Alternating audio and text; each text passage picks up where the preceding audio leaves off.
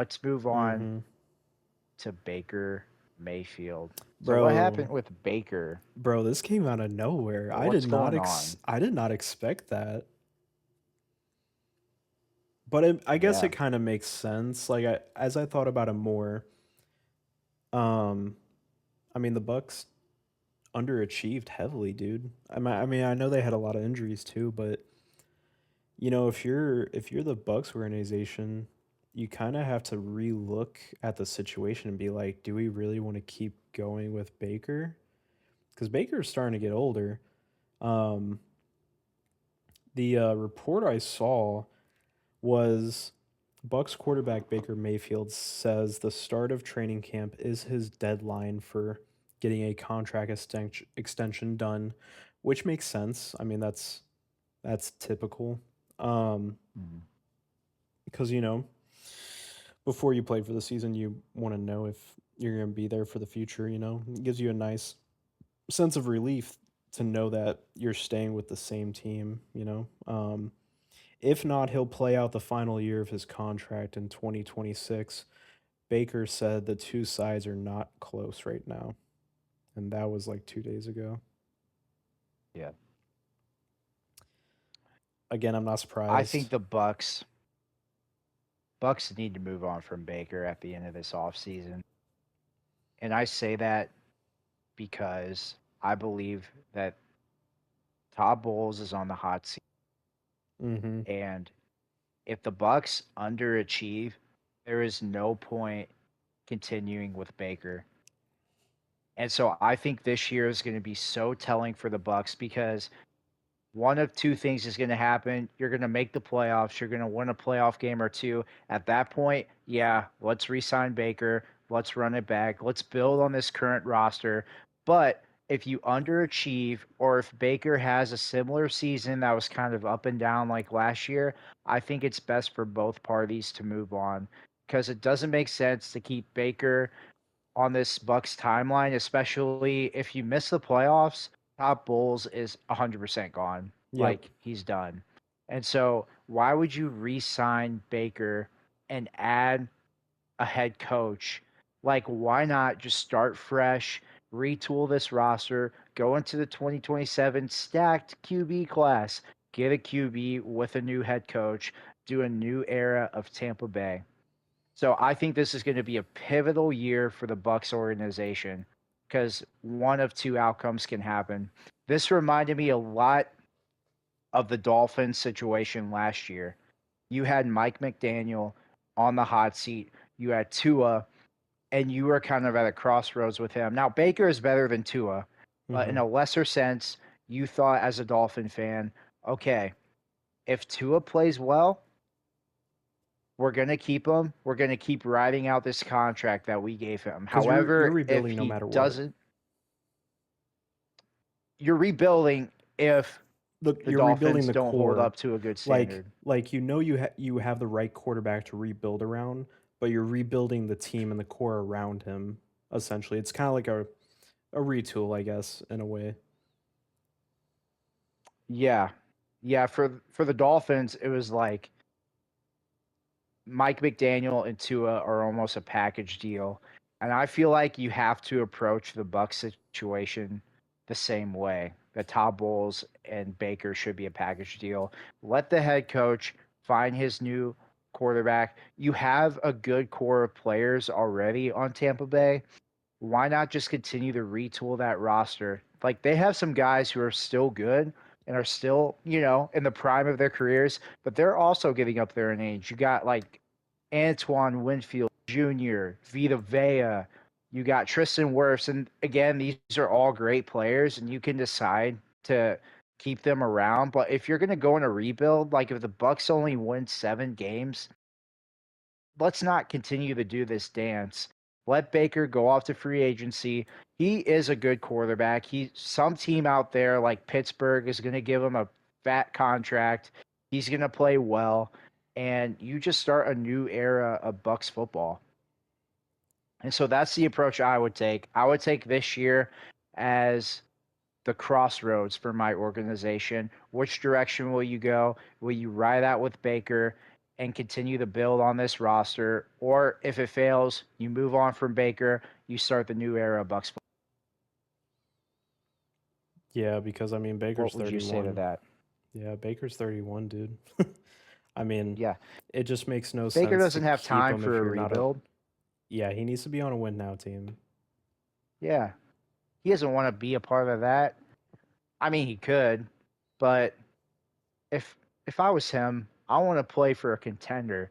He's been on enough teams where he's had to go through the ruts of a rebuild. Obviously, he was with the Browns. He had that stint with the Panthers that didn't work out. Then obviously once he went to the Rams and with the Bucs, he started winning and competing. But like Hmm. at this point in his career, he doesn't need to find a bottom feeder team to start in. Go to a team like Pittsburgh, who already has a win now roster. Aaron Rodgers will retire after this season. You could plug Baker in right away, And he's gonna and be he will better. probably be better than Aaron Not Rodgers. probably, Exactly. he will.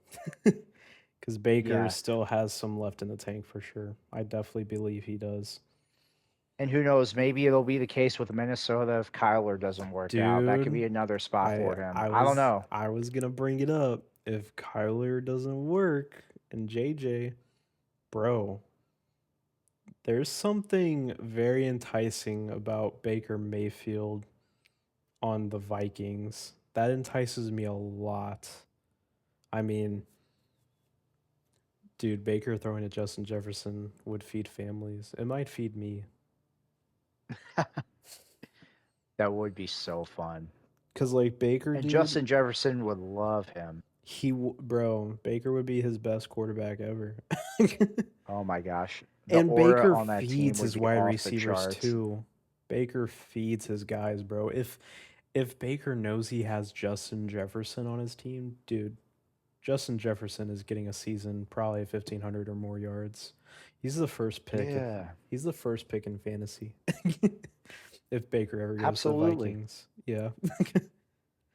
Absolutely. It would be a perfect fit for him. So it'll be interesting to see what the Bucks end up doing.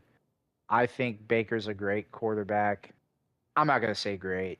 I'll say he's a good quarterback. He's good. But I he's think in he that like I think he Jared can be Goff great. range, Yeah. maybe a little lower than Jared Goff, but I like yeah, he's like Brock Purdy, like he's around there in that I tier. think he So has he's moments gonna of where make he looks money great wherever though. he goes. Like Hmm. there were times in Tampa Bay, like that one season he had 41 touchdowns. I was like, yeah, this this dude's actually insane. Like if you Yeah. actually give My this guy only good counterpoint, weapons, he knows what he's doing. right? The only way I could see the Bucks having a bad season and still wanting to keep Baker is the outlook of the NFC South, because I could see their logic being that the NFC South is wide open. Most likely it will be. And so why not just get Baker, who's an established starter, give him that extension and continue to retool the roster and just see if you can compete in the South? I could see them justifying that. I don't think that would be the right strategy. I would still go more of like a soft rebuild in a way. Yeah. Get that new quarterback, sign, you know, Jacoby Brissett if he's a free agent at that point, someone like that. I don't know who, but like someone who could help a young QB develop and run it back in 2 years and see what you have. Because you still have a lot of great players. You have young talent on the team. You have Emeka Buka. You got Ruben Bain that you just drafted. Like there's some guys on this team. So it'll be fun. The Bucks will be an interesting team to look out for this year because it's going to show us a lot of what the future will hold for them. Quick question before we end this topic. This is kind of way before the season starts, but pre NFC South look out here. Who do you have winning the division? Or you could just give me who you think is who you got, in the standings there in that division. The Panthers are winning the division, and that's the boring answer. But I think they're going to take the next step. I like what they did in the offseason. I'm not a Bryce Young hater. Like, I think he's a serviceable quarterback. I think Dave Canales brought out a lot of him last year. I think the only issue with Carolina would be injuries. Obviously, the hot team to talk about right now is the Saints, and I actually love what the Saints did this offseason. They brought in a I lot of did good too. guys, and they were actually one of my favorite drafts too. So it's all going to depend on what Tyler Shuck is. Um, I I have hope for Tyler Shuck. I may not be as high on him as a lot of other people are this offseason. I'm more of like, I still want to wait and see what he is. Right. I feel very comfortable with the Panthers. I like the roster they've built, and so I'm going to go with them to win back-to-back division titles. What about But you? but Who see, do you you're got? you're in the same opinion as mine. I mean, I would have Saints winning the division because I'm higher on the Saints than the Panthers, but I would have Panthers too. But see, like, Mhm. so that means we both probably have the Bucks at 3. I might have the Bucks at Last? Do you have them two. last? It's close. No, I might have them at two. Oh, you have the Bucks at 2? I might have the Saints at three. Oh, okay. I really think like I don't know. Like people are already because Tyler Shuck, he showed a lot of promise, especially Mm-hmm. at the end of last year. I think people are really projecting with him that he's going to be this like amazing quarterback, which he could Oh, be, I'm not but saying that. I still need to see more. I need to see more before No, I I can just I say I one way just or think the the other. division is still going to be super mid. That's kind of where my thought process is. Yeah. I think I think we're going to go from having the best team that's 8 and 9 in the division to maybe 10 wins at most. That's kind of what I'm projecting. Like I'm thinking the Saints could go from 6 to 10 wins is what I'm saying. You can tell me any team would finish one and any team could finish four, and I don't have an argument But I think the anyway. Panthers could too. Either way, I do have the Falcons last. So, Which honestly, like, I have the Panthers winning the division, but I wouldn't be like terribly shocked if the Falcons won the division. Like, I think they'll finish that's last as true. well, If they but still I'm had the not same head shocked if they finish coach, first. if they would have still had the same head coach, I probably would be more hopeless for sure. Yeah, But then they went to Kevin Stefanski, and I but think you you know know who how I else they got? feel. I think I know how you think I feel about Kevin. So, All I'm gonna say to end this topic, let's see Tua in a dome. oh my goodness, dude was in T- Miami, bro. I'm telling you, Tua in a dome is different. Okay. Anyway, that's all I'm gonna say. Kevin Stefanski is awful, and I don't know how he got another head coaching job. I'm just gonna leave it at that. Whoa. You think he's awful? Yes, yes. I was so happy when the Browns fired him. He is awful. It's terrible. I'm gonna disagree with you. I He don't think ran he's Baker out of awful. town. I think he's awful. I think it was a terrible No, signing. I don't Yep. think he did. Yep. No, he brought the Browns, who were nothing, to the playoffs, and he made them a competent team. However, he can only play with the cards he's given. And so it's like I don't know how much he had to do with the Deshaun Watson trade. I don't know how much he had to Baker leaving, but obviously It was obviously the a lot quarterback play that he because was given was not good, it was and obviously he a did the lot most with it. because he it was obviously a lot of why Baker left because Baker even called out Kevin Stefanski. So, My argument is I don't know if there's 10 other head coaches in the NFL who could have lasted in Cleveland as long as Kevin Stefanski did. when when I Kevin think that's an Stefanski accomplishment. when Stefanski went to the Falcons, Baker quote tweeted to this one guy saying Stefanski had a dumpster fire at quarterback with Baker and Deshaun Watson failing, which started a chain reaction.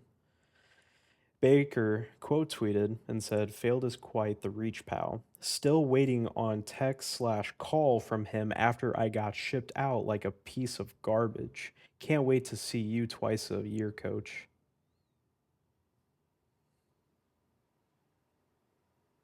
Mm, There's beef, and well, it's loud.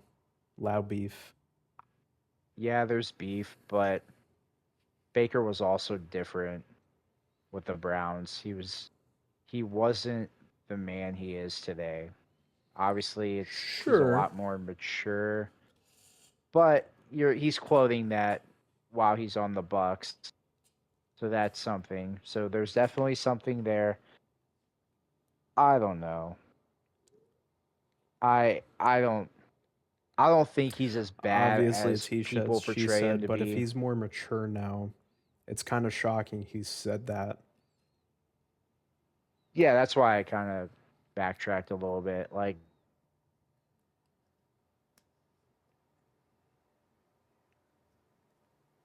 Yeah. I think he got a bad rap with the Browns, and I Well, don't he know how many did. coaches would have done No, better. no, no. I don't He think. did. I remember the situation. I get what you're saying. Maybe Yeah, Stefanski and just didn't so like him at that time. You know, I get it. I mean, he got a head coaching job, so kudos to him. If I were NFL teams, I probably would have waited like another head coaching cycle before I went back to Stefanski to give Hmm. him maybe another year of just like reflection or Especially after that potentially being an crisis he was a offensive part of. coordinator Like somewhere. I still understand what he had to go through. I mean, I mean, that had to have been a yeah, mental toll for sure, but being that's in also Cleveland for that assuming long he and dealing wasn't. with what he did. But that's also assuming he wasn't involved in those discussions as well. I mean, at the end of the day, Yeah. you gotta. We can give all these guys excuses at the end of the day, but we really don't know, and I can only assume. And it's one of those things where I'm like, well, they were obviously in the room with the owner and the GM. They had to be, unless the owner and GM just decided to do it without, him saying anything, which happens, but if you're, well, I was going to say a well-run organization, the Browns aren't obviously. Um I really don't know what the Browns conversation looks like, in their front office, but I typically would assume that all three of them would come to that conclusion, or at least two out of the three, especially if Kevin Stefanski's not getting back to Baker about leaving the team. That's, I don't know if that, that's he said, she said type stuff, right? Um, but it's like the same thing last year with the Arizona Cardinals, like like Bidwell, Monty, and Gannon. They obviously all came to the conclusion that Kyler was not going to keep playing. Like, I 100% know that all three of them came to that conclusion. There's no way that there was one out of those three that were like, I kind of want to play Kyler. Like, you could just tell how their press conferences went that none of them wanted him to be the starter, and they were just playing it off like nothing was happening. Yeah. I mean, it's always just bad business It's all when politics. your front office doesn't agree with each other. Yeah. And Like, that's kind of assuming maybe that's where the Brown situation was when the Watson negotiation happened, but it's kind of hard for me not to think all three were on the same page because obviously the owner has to be the first one that's okay with it. And then usually the owner has to be, and I feel like the owner for the Browns is pretty into his, team, I would say, pretty involved. Um and obviously the GM had to be the one to give that big old guaranteed contract to Watson. And then that leaves yep. Stefanski. I mean, I don't know. His downfall was crazy. I remember him being a top 5 quarterback. That was Oh, wild. Watson. Yeah. Dude, people talk about it to this day. They were like, maybe he was never good, and then people go back to his film. I don't know if we've ever No, talked he was about a that before. beast.